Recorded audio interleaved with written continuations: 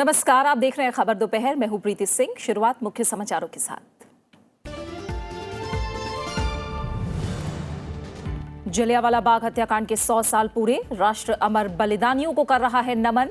राष्ट्रपति ने भीषण नरसंहार को बताया सभ्यता पर कलंक, कहा कभी भूल नहीं सकते बलिदान का वो दिन। उपराष्ट्रपति अमृतसर के जलियांवाला बाग स्मारक में आज शहीदों को देंगे श्रद्धांजलि। स्मारक सिक्का और डाक टिकट भी करेंगे जारी। प्रधानमंत्री ने भी शहादत को किया याद। तमिलनाडु की चुनावी रैली में प्रधानमंत्री का डीएमके कांग्रेस गठबंधन पर निशाना, कहा पिछले कड़वेपन को भुलाकर डीएमके कांग्रेस लोगों को गुमराह करने के लिए आए हैं साथ। कर्नाटक के मंगलुरु और बंगलुरु में भी प्रधानमंत्री जनसभा को करेंगे संबोधित।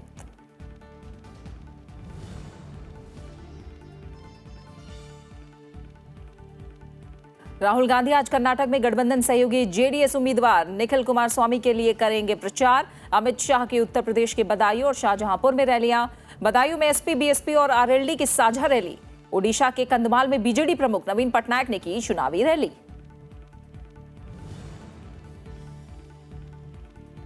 जम्मू कश्मीर के शोपियां में सुरक्षा बलों और आतंकियों के बीच मुठभेड़ में 2 जैश आतंकी ढेर, हथियार बरामद। इलाके की घेराबंदी कर तलाशी अभियान जारी।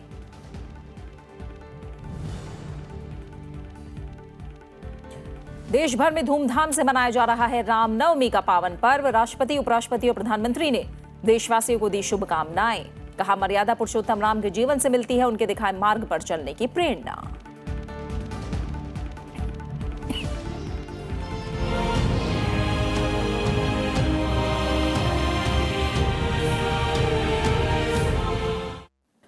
अमृतसर के जलियांवाला बाग हत्याकांड के आज 100 साल पूरे हो रहे हैं।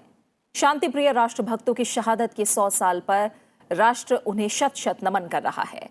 देश की जंग आजादी के इतिहास में ऐसी कई बर्बर घटनाओं का जिक्र है जिसे याद करके रूह कांप उठती है। स्वाधीनता संग्राम की अनेक घटनाएं इस बात की तस्दीक करती हैं कि आजादी हमें आसानी से नहीं मिली। इसके लिए लाखों लोगों ने अपनी जान की कुर्बानी दी है। आजादी की राह में देश को कई ऐसे जख्म मिले जो नासूर बनकर आज भी चुभते हैं। जलियांवाला बाग हत्याकांड इनमें से एक है। आज से 100 साल पहले 13 अप्रैल 1919 को अमृतसर के जलियांवाला बाग में खून की होली खेली गई। सैकड़ों बेकसूर लोगों को जनरल डायर के एक इशारे पर गोलियों से छलनी कर दिया गया। जलियांवाला बाग की दीवारें आज भी उस क्रूर घटनाक्रम की चीख चीख कर गवाही देती हैं। इस बाग में एक स्मारक भी है जिस पर उन तमाम वीरों के नाम अंकित हैं जिन्होंने अपनी जान की कुर्बानी दी थी। इस मौके पर एक खास कार्यक्रम भी होने वाला है जिसमें अमर बलिदानियों को श्रद्धांजलि दी जाएगी। कार्यक्रम में शिरकत के लिए अमृतसर पहुंचने पर उपराष्ट्रपति का पंजाब के राज्यपाल वीपी सिंह बदनौर ने और वरिष्ठ अधिकारियों ने स्वागत किया।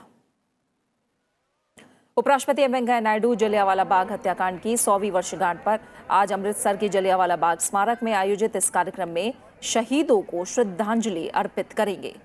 इस मौके पर वहां कुछ पलों का मौन रखा जाएगा और प्रार्थना सभा भी होगी। उपराष्ट्रपति एम वेंकैया नायडू श्रद्धांजलि समारोह के अवसर पर एक स्मारक सिक्का और डाक टिकट भी जारी करेंगे। संसद द्वारा जलियांवाला बाग को एक अधिनियम, जलियांवाला बाग राष्ट्रीय स्मारक अधिनियम 1951 पारित करके राष्ट्रीय स्मारक घोषित किया गया था। इस स्मारक का प्रबंधन जलियांवाला बाग राष्ट्रीय स्मारक न्यास करता है।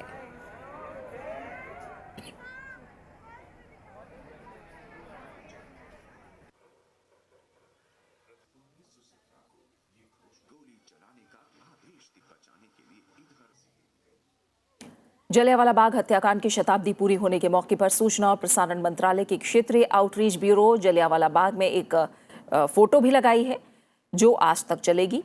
उपराष्ट्रपति एम वेंकैया नायडू आज इस प्रदर्शनी का भी दौरा करेंगे। इसे स्वतंत्रता संग्राम के बारे में फोटो प्रदर्शनी का नाम दिया गया है। इसमें जलियांवाला बाग हत्याकांड का वर्णन करने वाले चित्रों, अखबार की कतरनों और लेखों से उद्धरणों को प्रदर्शित किया गया है।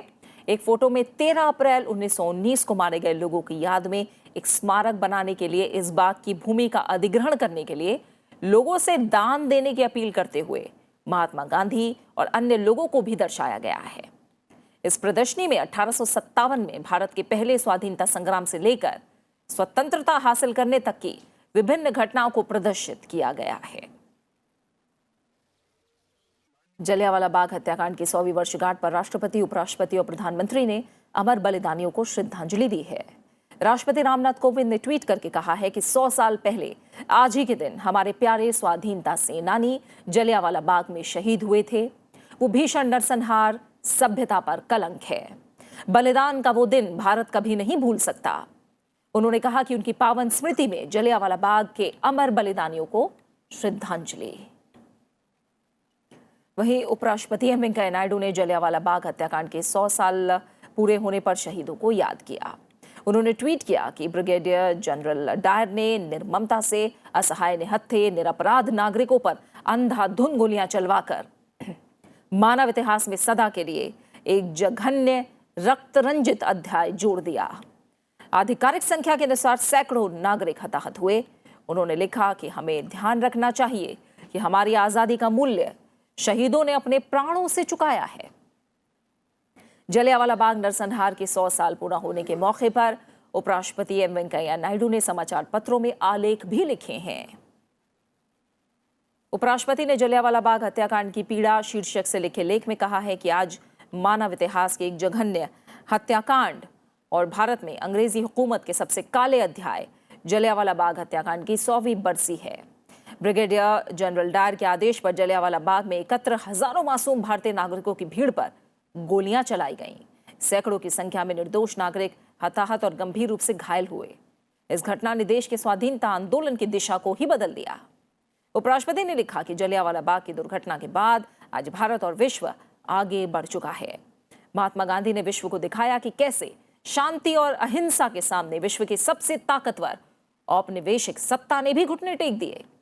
निसंदेह उपनिवेशवाद का दौर अब गुजर चुका है, फिर भी ये जरूरी है कि हम इतिहास से सबक सीखें और मानवता के लिए एक बेहतर भविष्य का निर्माण करें। प्रधानमंत्री नरेंद्र मोदी ने भी ट्वीट करके जलियांवाला बाग नरसंहार में शहीद हुए सभी लोगों को श्रद्धांजलि दी है। प्रधानमंत्री ने कहा कि उनकी वीरता और बलिदान को कभी भुलाया नहीं जा सकेगा। जलियांवाला नरसंहार के 100 साल पूरे होने पर अमृतसर में जलियांवाला बाग मेमोरियल पर श्रद्धांजलि देने का सिलसिला जारी है। इस मौके पर कांग्रेस अध्यक्ष राहुल गांधी ने पंजाब के अमृतसर स्थित जलियांवाला बाग मेमोरियल पहुंचकर श्रद्धांजलि दी। राहुल गांधी ने मेमोरियल की विजिटर बुक में संदेश लिखा कि आजादी के लिए जो कीमत चुकाई गई उसे कभी भुलाया नहीं जा सकता है। हम भारत के लोगों को सलाम करते हैं जिन्होंने देश की आजादी के लिए अपना सब कुछ न्योछावर कर दिया। भारत में ब्रिटेन के उच्चायुक्त सर डोमिनिक एस्क्विथ ने जलियांवाला बाग नरसंहार के शहीदों को श्रद्धांजलि दी। ब्रिटिश प्रधानमंत्री थेरेसा मे ने हाल ही में ब्रिटिश संसद में इस घटना को ब्रिटिश भारतीय इतिहास में शर्मसार करने वाला धब्बा करार दिया था। हालांकि उन्होंने घटना पर अफसोस जताया, लेकिन औपचारिक माफी नहीं मांगी। ऐसे में सवाल उठता है कि ब्रिटेन कब इस घटना के लिए माफी मांगेगा। भारतीय इतिहास की सबसे क्रूर घटनाओं में से एक है जलियांवाला बाग नरसंहार, जब भोली भाली निर्दोष निहत्थी जनता पर ब्रिगेडियर डायर ने क्रूरता की सारी हदें पार करके उन पर गोलियों की बौछार कर दी। दरअसल देश की आजादी के लिए चल रहे आंदोलनों को रोकने के लिए इस हत्याकांड को अंजाम दिया गया, लेकिन इस हत्याकांड के बाद हमारे देश के क्रांतिकारियों के हौसले कम होने की जगह और मजबूत हो गए। 13 अप्रैल 1919 भारतीय इतिहास में दर्ज एक काला अध्याय। इस दिन सैकड़ों बेकसूर मासूम लोगों को एक वहसी जनरल डायर की बर्बरता के चलते अपनी जान से हाथ धोना पड़ा। दरअसल साल 1919 में ब्रिटिश सरकार द्वारा कई तरह के कानून देश में लागू किए गए थे, जिनका मकसद सिर्फ और सिर्फ स्वाधीनता संग्राम को दबाना था। इन्हीं कानूनों में से एक था फरवरी 1919 में पारित रॉलेट एक्ट। दरअसल अंग्रेज आजादी के आंदोलन और क्रांतिकारी गतिविधियों को दबाने के नाम पर भारतीयों के मौलिक अधिकारों को खत्म करना चाहते थे। अंग्रेजी हुकूमत के इस कानून ने भारतीय जनता में गहरा आक्रोश पैदा कर दिया। अमृतसर शहर में भी 6 अप्रैल 1919 को एक हड़ताल की गई, जिसमें रॉलेट एक्ट का विरोध किया गया। रॉलेट एक्ट के विरोध में हुए आंदोलन में बड़ी संख्या में लोगों की भागीदारी से डरकर ब्रिटिश सरकार ने अमृतसर के 2 लोकप्रिय नेता डॉक्टर सैफुद्दीन किचलू और डॉक्टर सत्यपाल को गिरफ्तार कर नजरबंद कर दिया। इन नेताओं की गिरफ्तारी के विरोध में 10 अप्रैल 1919 को अमृतसर के लोगों ने बड़े पैमाने पर धरना प्रदर्शन किए। इस दौरान हिंसा की घटनाएं भी हुई। हालात को देखते हुए ब्रिटिश सरकार ने पंजाब के कई शहरों में मार्शल लॉ लगा दिया और अमृतसर की कमान ब्रिगेडियर जनरल डायर को सौंप दी। 13 अप्रैल 1919 को बैसाखी का पर्व धूमधाम से पूरे पंजाब में मनाया जा रहा था। पूरा पंजाब झूम रहा था। इस दिन अमृतसर के स्वर्ण मंदिर के पास स्थित जलियांवाला बाग में एक सभा का आयोजन किया गया था। जब सभा चल रही थी तभी जनरल डायर ने ब्रिटिश सैनिकों के साथ वहां पहुंचकर निहत्थी जनता को बिना कोई चेतावनी दिए उन पर गोलियों की बौछार शुरू कर दी। 10 मिनट तक निर्दोष भीड़ के सीने छलनी होते रहे। मुख्य दरवाजे को कायर जनरल ने पहले ही बंद करवा दिया था, जबकि बाग के चारों तरफ 10 फीट ऊंची दीवारों को कोई फांद भी नहीं सकता था। ऐसे में लोग अपनी जान बचाने के लिए इधर उधर भागने लगे।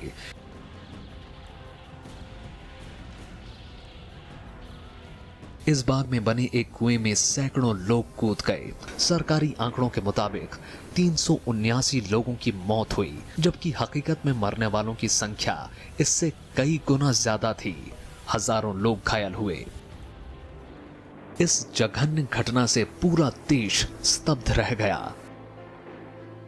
इसके विरोध में गुरुदेव रविंद्रनाथ टैगोर ने अपनी नाइटहुड की उपाधि लौटा दी। नेताजी सुभाष चंद्र बोस के पिता जानकी नाथ बोस ने अंग्रेजों द्वारा दी गई राय चौधरी की उपाधि त्याग दी।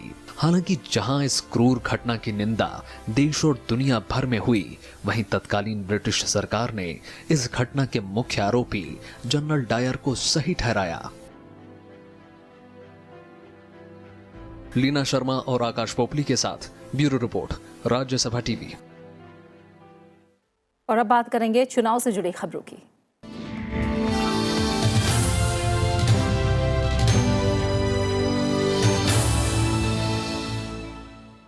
लोकसभा चुनाव का पहला चरण समाप्त होने के बाद बाकी चरणों के लिए प्रचार तेज हो गया है। सभी राजनीतिक दलों के वरिष्ठ नेता देश भर में रैलियां कर रहे हैं।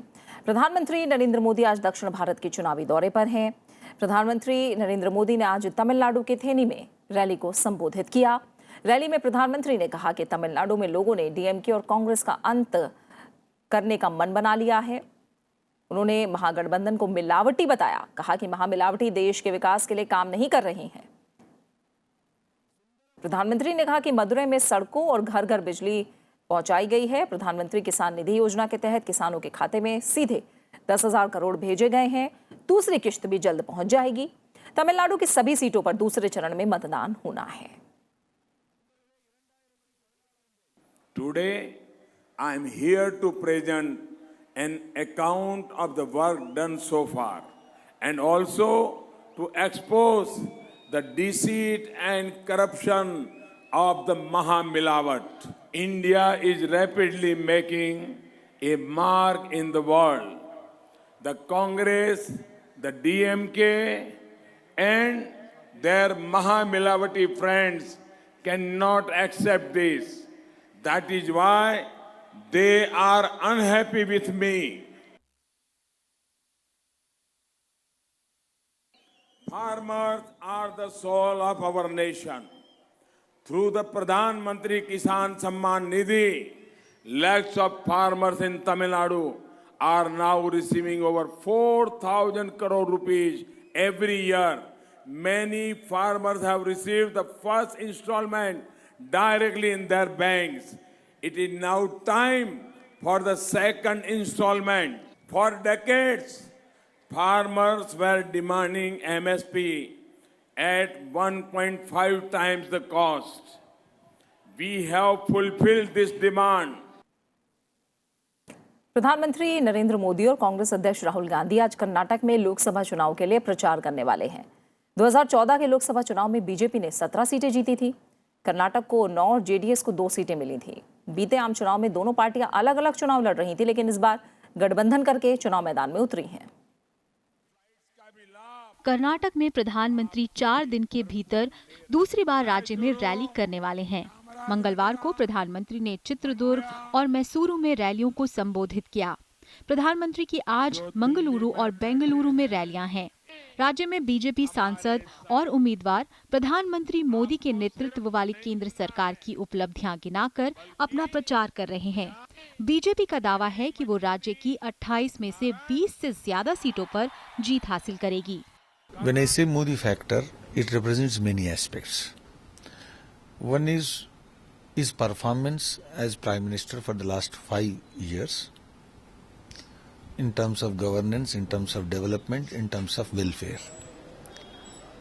And second important is his performance as Prime Minister in safeguarding the national interest, national security, and all these things. So this is helping, and slowly as we are now passing through this kind of campaign phase and coming nearer to elections, the undercurrent is becoming more and more visible. So there is overwhelming a kind of wave-like situation in favor of Modi ji and BJP. वहीं कांग्रेस अध्यक्ष राहुल गांधी और JDS प्रमुख HD Deve Gowda की आज मंड्या संसदीय निर्वाचन क्षेत्र के केआर नगर में चुनावी सभा है। राहुल गांधी और देवेगौड़ा की ये दूसरी साझा रैली है। पिछले हफ्ते भी दोनों पार्टियां साझा रैली कर चुकी हैं। हालांकि वोटों का हस्तांतरण सत्तारूढ़ गठबंधन के लिए चुनौती बना हुआ है। One of the pride of Karnataka is the fact that our own man, Shri Devegowda, became Prime Minister. And the point was made by a Congress leader that it was a Congress party that supported Mr. Devegowda and helped make him Prime Minister as well. So that's the kind of, we need to remember that we worked together in the past, and that working together has helped our own son of the soil reach the highest position in the land. So that's the kind of historical memory that we are rekindling, and that is certainly ensuring that the chemistry between us is very, very strong. Congress और JDS ने मई 2018 में विधानसभा चुनाव एक दूसरे के विरोध में लड़ा था, लेकिन त्रिशंकु विधानसभा की स्थिति में दोनों ने गठबंधन कर सरकार बना ली थी, जबकि बीजेपी सबसे बड़े दल के रूप में उभरने के बावजूद सरकार नहीं बना पाई थी। बेंगलुरु से कृति मिश्रा, राज्यसभा टीवी। और बेंगलुरु से कृति मिश्रा सीधा हमारे साथ जुड़ गई हैं। कृति, हम जानते हैं कि अब जो दक्षिण भारत के खासतौर पर राज्य हैं, चाहे वो तमिलनाडु या कर्नाटक को, अगले चरणों को लेकर यहाँ बड़े नेता प्रचार करते नजर आ रहे हैं। कर्नाटक में आप मौजूद हैं, जो तमाम दलों के नेता हैं उनसे बात की और सब दावे कर रहे हैं कि इस बार बड़ी जीत उन्हें ही हासिल होगी। किस तरह से अलग नजर आ रहा है इस बार का चुनाव कर्नाटक में? जी प्रीति, जैसा आपने कहा कि जितने भी दल हैं वो सभी ये दावा कर रहे हैं कि वही जीतेंगे,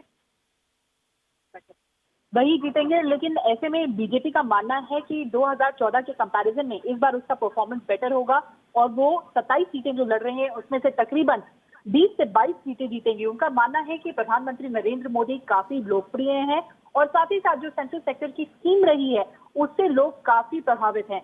जब मैं कल थी बीजेपी के मुख्यालय में कर्नाटका के, तो एक बड़े वरिष्ठ बीजेपी के नेता ने मुझसे कहा कि यहाँ पर 27 सीटों पर कैंडिडेट जो हैं वो सिर्फ प्रधानमंत्री मोदी ही हैं और उन्हीं के चेहरे पर ये पूरा इलेक्शन कर्नाटका में होने वाला है। वहीं दूसरी ओर अगर हम बात करें जेडीएस और कांग्रेस की, तो देखिए एक बड़ी चुनौती ये है कि किस तरह से दोनों पार्टियों के वर्कर साथ आएंगे, क्योंकि प्रीति दशकों से इन दोनों पार्टीज के बीच में राजनीतिक प्रतिद्वंदिता रही है। वो दशकों से एक दूसरे के खिलाफ लड़ते आए हैं। कल ही की बात में अगर आपको बताऊं तो मांड्या में कांग्रेस पार्टी को 7 डिस्ट्रिक्ट प्रेसिडेंट्स को सस्पेंड करना पड़ा, क्योंकि कांग्रेस पार्टी का आरोप था कि वो प्रेसिडेंट जेडीएस के जो कैंडिडेट हैं उनके फेवर में कैंपेनिंग नहीं कर रहे हैं और उनके खिलाफ दुष्प्रचार कर रहे हैं। तो कांग्रेस जेडीएस के सामने एक ये बड़ी चुनौती है और देखना होगा कि चुनाव आने तक ये दल किस तरह से वोटर्स को अपने फेवर में कर पाते हैं और किस तरह से एक यूनाइटेड फ्रंट जो साझेदारी है उसको लोगों के सामने रख सकते हैं। बिल्कुल, बहुत बहुत शुक्रिया कृति इस जानकारी को हम तक पहुंचाने के लिए। और दक्षिण के राज्यों में चुनावी सरगर्मियां तेज हैं, तो वहीं उत्तर में भी धुआंधार प्रचार हो रहा है। बीजेपी अध्यक्ष अमित शाह आज उत्तर प्रदेश के चुनावी दौरे पर हैं। बीजेपी अध्यक्ष अमित शाह आज उत्तर प्रदेश के बदायूं और शाहजहांपुर में जनसभा को संबोधित करने वाले हैं। अमित शाह पहले बदायूं के इस्लामिया इंटर कॉलेज में जनसभा को संबोधित करेंगे। इसके बाद वो शाहजहांपुर के रामलीला मैदान में जनसभा करेंगे। कांग्रेस महासचिव प्रियंका गांधी आज फतेहपुर सीकरी में रोड शो करेंगी। वो प्रदेश कांग्रेस अध्यक्ष राज बब्बर के साथ 87 किलोमीटर लंबा रोड शो करेंगी। इस निर्वाचन क्षेत्र में राजबब्बर का मुकाबला बीजेपी के राजकुमार चाहर से है। एसपी बीएसपी गठबंधन ने देवाई के बीएसपी विधायक गुड्डन पंडित को बतौर लोकसभा उम्मीदवार मैदान में उतारा है। वहीं उत्तर प्रदेश के बदायूं में ही आज एसपी बीएसपी और आरएलडी गठबंधन की संयुक्त जनसभा होगी। साथ ही दिल्ली के मुख्यमंत्री अरविंद केजरीवाल साउथ गोवा में रैली को संबोधित करेंगे। मथुरा से बीजेपी उम्मीदवार हेमा मालिनी ने चुनाव जीतने का भरोसा जताया है। हेमा मालिनी ने कहा कि उन्होंने और उनकी सरकार ने अच्छा काम किया है। उन्होंने कहा कि पूरा सिस्टम बदल रहा है और लोगों को विकास चाहिए। हेमा मालिनी ने कहा कि जाति की राजनीति अब काम नहीं करती है। I am very confident because I have done good work and my government has done wonderful work. So I am sure people are having good feeling for our government. The whole system is changing, people are changing. People want development and people want a quick decision to be taken for everything, whatever is happening in this country. So they are all very involved in the politics. So caste and all, I don't think it is. Even every different caste people, they all want Modi. That's what wherever I go, the feeling is like that. चुनाव आयोग ने लोकसभा चुनाव के पहले चरण के मतदान का आंकड़ा शुक्रवार को जारी किया। इसके मुताबिक 18 राज्यों और 2 केंद्र शासित प्रदेशों की 91 सीटों के लिए गुरुवार को हुए चुनाव में कुल 69.43% मतदान दर्ज किया गया। हालांकि इसमें थोड़ा अंतर हो सकता है क्योंकि कुछ पोलिंग पार्टियां वापस नहीं लौटी हैं। 2014 में सभी 9 चरणों में कुल 66.44% मतदान हुआ था।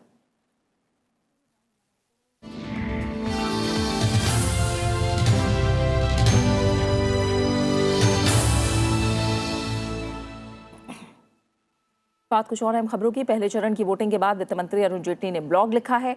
उन्होंने लिखा कि मोदी लहर पूरे देश में चल रही है। ब्लॉग में विपक्ष पर निशाना साधते हुए उन्होंने कहा कि विपक्ष के पास कोई नेता नहीं है, कोई गठबंधन नहीं है, कोई साझा न्यूनतम कार्यक्रम नहीं है। दक्षिण कश्मीर के शोपिया जिले में आज सुबह सुरक्षा बलों ने 2 जैश आतंकियों को ढेर कर दिया।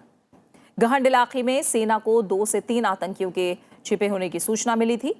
सेना के जवानों ने आतंकियों को चारों ओर से घेरकर कार्रवाई की। हथियार बरामद किए गए हैं और तलाशी अभियान जारी है।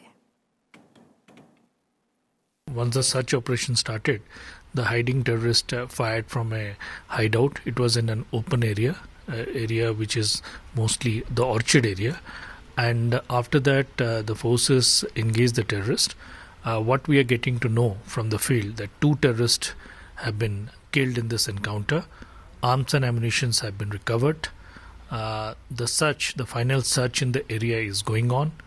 As far as the identities of the terrorists are concerned, we are still ascertaining. The affiliation of the terrorist from the material recovered from the spot and whatever inputs we have, they were from Jaish-e-Mohammed.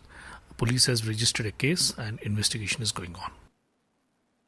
देश में पहली बार निजी क्षेत्र के 9 विशेषज्ञों को केंद्र सरकार ने विभिन्न विभागों में संयुक्त सचिव के पदों पर तैनाती के लिए चुना है।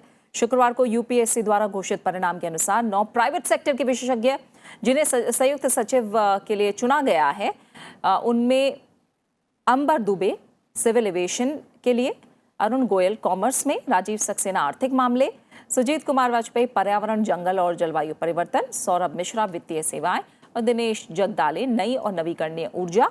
इसके अलावा सुमन प्रसाद सिंह को सड़क परिवहन और हाईवे मिनिस्ट्री में संयुक्त सचिव के तौर पर नियुक्त किया गया है। वहीं शिपिंग में भूषण कुमार और कृषि सहयोग और किसान कल्याण के लिए कोकली घोष को चुना गया है।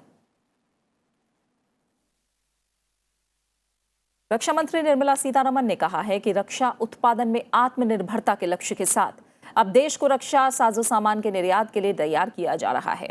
दिल्ली में कल एक कार्यक्रम में उन्होंने बताया कि कोशिश हो रही है कि वित्तीय वर्ष खत्म होने के साथ रक्षा बजट लैप्स ना हो और सौदों में देरी पर भी उन्हें अंजाम दिया जा सके। रक्षा मंत्री ने HAL समेत अन्य संस्थाओं से रक्षा उत्पादन में तेजी लाने को भी कहा है। साथ ही रिसर्च एंड डेवलपमेंट में निजी क्षेत्र को भी शामिल करने की जरूरत बताई। विवेकानंद इंटरनेशनल फाउंडेशन के कार्यक्रम में रक्षा मंत्री निर्मला सीतारमण ने रक्षा क्षेत्र में नई कोशिशों की जानकारी दी। उन्होंने बताया कि पहला बड़ा बदलाव करने की कोशिश रक्षा के सालाना बजट को लेकर है, जिसके तहत लक्ष्य है कि तय समय के भीतर रक्षा खरीद संपन्न नहीं हो पाने की सूरत में सालाना बजट बरकरार रहे, यानी लैप्स न हो। we've made a clear demand to the finance that once allocated, it shall not go back.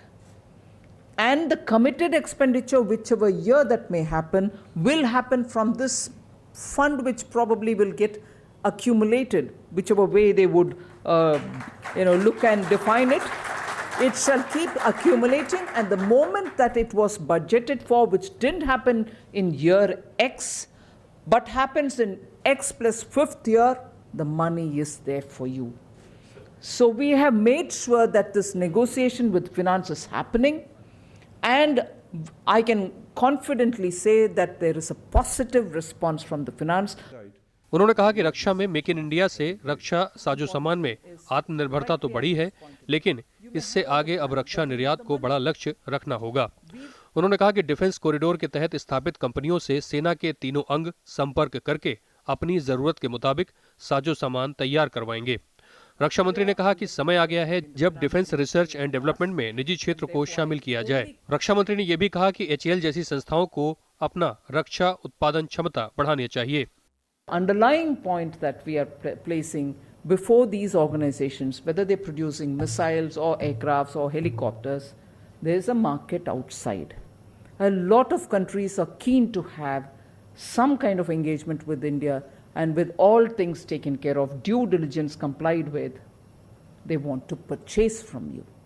India has immense potential to be an exporter of defense equipment, whether it's aircraft, whether it's, and I can also say even a shipbuilding, warship building capability is very well recognized outside. Vivekananda foundation की task force की ओर से make in India और स्वदेशी रक्षा उत्पादन के विषय पर एक रिपोर्ट भी जारी की गई। इसमें भी स्वदेशी रक्षा उत्पादन में आत्मनिर्भरता के लिए 15 से 20 साल के लॉन्ग टर्म पर्सपेक्टिव प्लान अपनाने की सिफारिश की गई है। दरअसल अभी भारत बड़े रक्षा आयात पर निर्भर है और रक्षा खरीद पर खर्च के मामले में भारत दुनिया का तीसरा बड़ा देश है। पंचानन मिश्रा, राज्यसभा टीवी।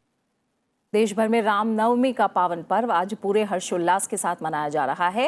हिंदू धर्म की मान्यता के मुताबिक आज ही के दिन भगवान राम का जन्म हुआ था। आज सुबह से ही मंदिरों में दर्शन और पूजा के लिए भक्तों का सैलाब उमड़ रहा है।